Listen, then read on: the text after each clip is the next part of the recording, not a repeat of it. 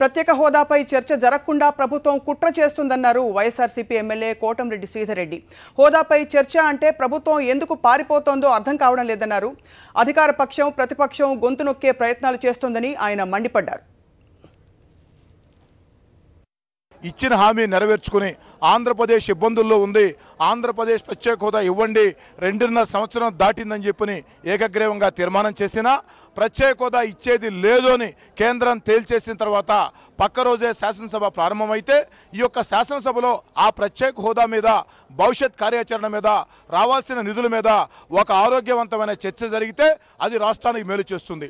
ఆ చర్చకి వైఎస్ఆర్ కాంగ్రెస్ పార్టీ అడుగుతూ ఉంటే ప్రత్యేక హోదాపై చర్చ అంటే, విభజన చట్టం హామీలపై చర్చ అంటే ఎందుకు ప్రభుత్వం భయపడుతుందో, ఎందుకు ముఖ్యమంత్రి గారు పారిపోతున్నారో అర్థం కాని పరిస్థితి.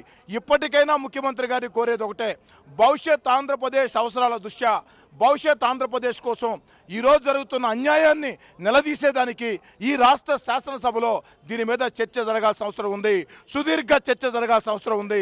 దయచేసి ముఖ్యమంత్రి గారు శాసనసభలో చర్చకు అనుమతించండి. చర్చను పక్కదారి పట్టించేదానికి, చర్చను వాయిదా వేసేదానికి అడుగడుగునా కూడా ఒక దుర్మార్గంగా అధికారం చేతిలో ఉందని మంద బలంతో ప్రతిపక్షం గొంతు నొక్కాలని అధికార పక్షం సాగిస్తున్న వైఖరిని తీవ్రంగా వ్యతిరేకిస్తున్నారు.